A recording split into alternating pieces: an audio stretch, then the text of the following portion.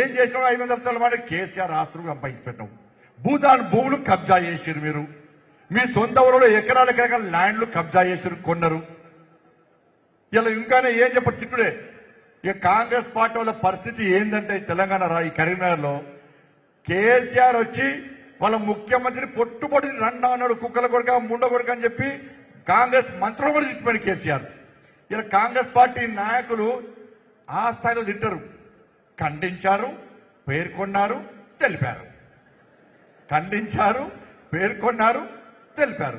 కానీ బండి సంజయ్ తిట్టడానికి మాత్రం బూతులు వస్తాయి వాళ్ళకి. వాళ్ళ ముఖ్యమంత్రిని మంత్రులు తింటేనే స్పందించాల్సిన స్థాయిలో కాంగ్రెస్ వాళ్ళు స్పందించారు. బండి సంజయ్ తిట్టడం మాత్రం రెండు పార్టీలు ఒక్కటై ఇలా కరీంనగర్లో తిట్టే ప్రయత్నం, తప్పుడు ప్రచారం చేసే ప్రయత్నం చేస్తున్నాయి. అన్న నేను ఏ రోజు కూడా ఒక్కరు గుర్తుంచుకున్నా, ఏ రోజు స్వార్థం కోసం పనిచేయలేదు. మీరు ఎంపీ గెలిపించిన తర్వాత మీరు గెలిపించిన బండి సంజయ్ ఏ రోజు రెస్ట్ తీసుకోలేనా. తిండి తిప్పలు మాని నిద్రాహారం లేకుండా ఇలా కుటుంబాన్ని పక్క పెట్టి ఇలా తెలంగాణ రాష్ట్రంలో భారతీయ జనతా పార్టీ సర్కార్ రావడానికి, నరేంద్ర మోడీ రాజ్యం తెలంగాణ రాష్ట్రంలో రావడానికి, ఈ గడీల రాజ్యం, ఈ దుర్మార్గపు కేసీఆర్ కుటుంబ రాజ్యం ఈ తెలంగాణ నుంచి పారదోలని చెప్పి ఒక కసితో పనిచేసిన వ్యక్తి మీరు గెలిపించిన బండి సంజయ్. ఏ రోజు వ్యాపారాలు చేయలే, ఏ రోజు పైసలు సంపాదించాలి, బ్యాంకులో డిపాజిట్ చేయాలని చెప్పి ఎప్పుడు నేను తప్పు చేస్తే కేసీఆర్ అంటాడు నా మీద 18 మంది ఇంటెలిజెన్స్ లో పెట్టాడు. ఇలా ఇంటెలిజెన్స్ ఏం చేశారు మరి? వాళ్ళ నేను తప్పు చేస్తే ఎందుకు బయట పెట్టలే? నేను తప్పు చేస్తే కేసీఆర్ ప్రభుత్వం ఎందుకు చర్యలు తీసుకోలే? నేను తప్పు చేసిన ఆధారం ఉంటే ఇప్పుడు వచ్చిన కాంగ్రెస్ పార్టీ ప్రభుత్వం నా మీద ఎందుకు చర్యలు తీసుకుంటలేదు, ఎందుకు బహిరంగపరచలేదో ఒక్కసారి కరీంనగర్ ప్రజలు ఆలోచించాలి, మీరు ఆలోచించాలి. పాదయాత్ర చేస్తున్నా, 150 పాదయాత్ర చేస్తున్నా, 1600 కిలోమీటర్లు నాకు గుండెలో స్టెంట్ ఉన్నా కూడా 150 రోజుల పాటు 1600 కిలోమీటర్లు పాదయాత్ర రైతుల కోసం పనిచేస్తున్నా. కొనుగోలు కేంద్రాలు పోతే ఇది బీఆర్ఎస్ పార్టీ గుండాలు పోలీసులు కలిసి రైతుల మీద మా మీద రాళ్ల దాడి చేసి 18 వాహనాలు ధ్వంసం చేసి రైతుల తలకలు పడినాయి, కార్యకర్తలు తలకలు పడినాయి అన్న. కేసులు నా మీదేనాయి.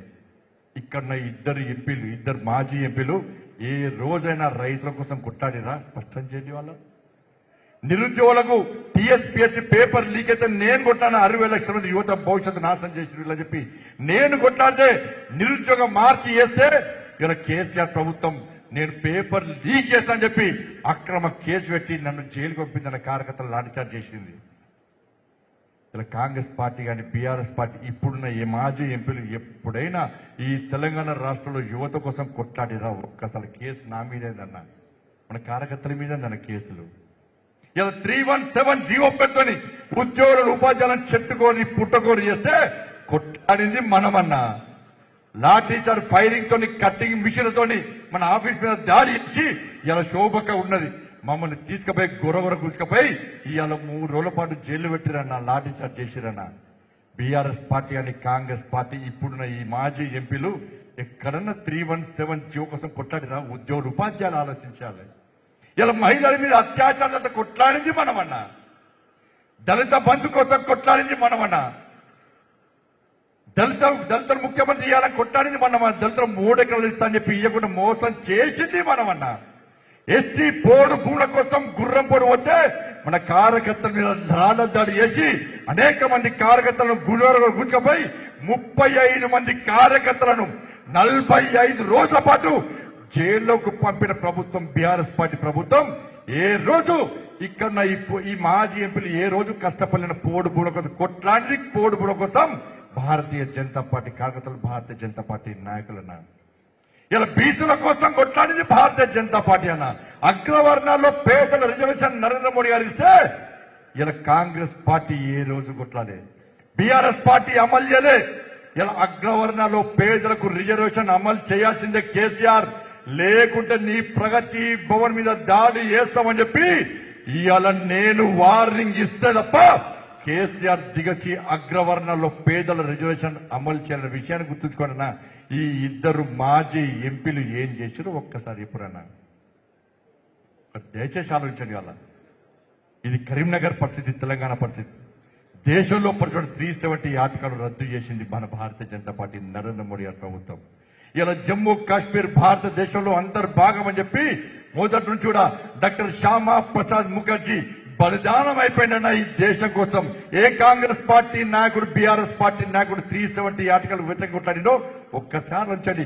ఇచ్చిన హామీ ప్రకారం 60 సంవత్సరాల కాంగ్రెస్ పార్టీ చేయని సాహసోపేత నిర్ణయం 370 ఆర్టికల్ రద్దు చేసే కనుక మన నరేంద్ర మోడీ గారు అన్న విషయాన్ని గుర్తుంచుకోండి. ఇలా ట్రిపుల్ తలాక్ ను రద్దు చేసే కనుక భారతీయ జనతా పార్టీది. అయోధ్యలో భవ్యమైన దివ్యమైన రామ మందిరం నిర్మించిన పార్టీ ఇలా భారతీయ జనతా పార్టీ. అనేక మంది కర సేవకులు బలైపోయిన విషయాన్ని గుర్తుంచుకోవాలి. అరే కాంగ్రెస్ పార్టీలకు దేవుడే రాముడు, బీఆర్ఎస్ పార్టీలకు రాముడు దేవుడే, కానీ అయోధ్యలో రామ మందిరం కోసం బలిదానం ఇచ్చిన పార్టీ ఏది అంటే అది భారతీయ జనతా పార్టీ. ఏ కాంగ్రెస్ పార్టీ కార్యకర్త, ఏ బీఆర్ఎస్ పార్టీ కార్యకర్త అయోధ్యలో కర సేవలో పాల్గొని ప్రాణత్యాగం చేయలే. ఏ బీఆర్ఎస్ పార్టీ కార్యకర్త, ఏ కాంగ్రెస్ పార్టీ కార్యకర్త అయోధ్య కోసం రాముని కోసం పోలి జైలు ఓలేనా పోయేది మనమే. అందుకే ఆ కసితోనే ఇలా అయోధ్యలో రామ మందిరం నిర్మించి బాజప్తా రాముని వారసులుగా ధైర్యంగా చెప్పుకునే పార్టీ భారతీయ జనతా పార్టీ అన్న. ఒక వర్గానికి కొమ్ముగాస్తూ మైనార్టీ సంతుష్టీకరణ విధానంలో అవలంబిస్తే అలా హిందూ ధర్మానికి వ్యతిరేకంగా హిందూ సమాజాన్ని చీల్చే విధంగా హిందూ సమాజం విషయంలో తప్పుడు ప్రచారం చేస్తూ ఈ హిందూ సమాజం పట్ల నిర్లక్ష్యంగా వహిస్తున్నట్టు ఈ రెండు పార్టీలకు బుద్ధి చెప్పాల్సిన అవసరం తెలంగాణ రాష్ట్రంలో హిందూ సమాజానికి ఉంది అన్న. Minority declaration, Congress party minority declaration ప్రకటించిన రోజే ఈ తెలంగాణలో హిందూ సమాజం ఆలోచించాల కాంగ్రెస్ పార్టీ వ్యవహారాల గురించి. మైనార్టీ డిక్లరేషన్ ఇస్తే ఈ తెలంగాణ రాష్ట్రంలో హిందూ సమాజం, హిందువులు రోడ్ల మీదకి ఎక్కి మీ నిరసన వ్యక్తం చేయలేదు కాబట్టి కాంగ్రెస్ పార్టీ బీఆర్ఎస్ పార్టీలు బరితగించి హిందువులకు వ్యతిరేకంగా, హిందూ ధర్మానికి వ్యతిరేకంగా కేవలం మైనార్టీ ఓటు బ్యాంక్ ద్వారా ఇలా రాజ్యాధికారం వచ్చింది అని చెప్పి ఇలా సంఖ్యలు గుద్దుకొని తిరుగుతున్నట్టే దానికి కారణం నిర్లప్తంగా ఉన్నటువంటి హిందూ సమాజం అన్న విషయాన్ని గుర్తుంచుకోండి. తెలంగాణ రాష్ట్రంలో హిందూ ధర్మానికి ఆపదొస్తే ఇవాళ వచ్చేది భారతీయ జనతా పార్టీ అన్న. ఇలా మాలాంటి హిందూ ధర్మ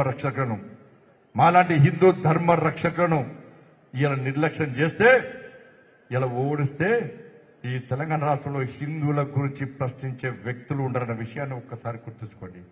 హిందూ ధర్మం గురించి ఆలోచించే పార్టీ ఈ తెలంగాణ రాష్ట్రంలో ఉండదన్న విషయాన్ని ఈ తెలంగాణ రాష్ట్రంలో హిందూ సమాజం ఆలోచించాలి. Congress party minority declaration, BRS party MI పార్టీతో పొత్తు ఈ రెండు పార్టీల వ్యవహారాలు చూసి మెజార్టీ ప్రజలైన హిందువులు మేలుకోవాల్సిన అవసరం ఉంది.